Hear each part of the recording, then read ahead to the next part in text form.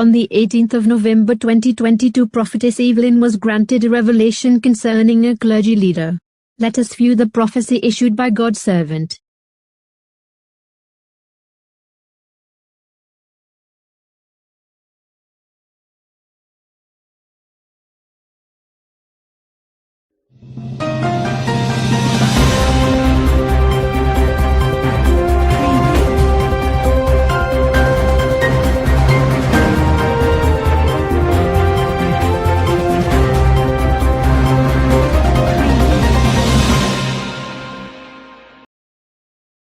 Now, Pope Emeritus Benedict XVI has died at the age of 95. He was elected Pope at the age of 78 following the death of Pope John Paul II. In 2013, he became the first pontiff in 6 centuries to voluntarily step away from the position, citing poor health. For more on this, we are joined on the line by Cardinal Wilfred Napier, former Catholic Archbishop of Durban. Thank you so much for your time. We do appreciate it. Perhaps first let's unpack his legacy and how he will be remembered. I think the first thing I'd like to suggest is that we pray in thanksgiving to God for the many great blessings and gifts that Pope Benedict had, which enabled him to be a great and principled leader.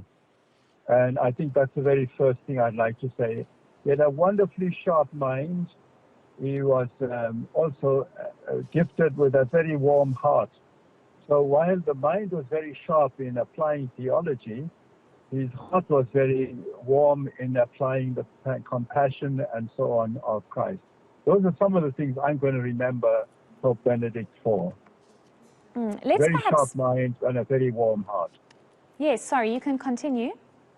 Yes, and I think some of the things I think were very important are when he was applying the church's teaching, he could be really rigorous, very, very exact and to the point, like you'd expect any good theologian and any principled person.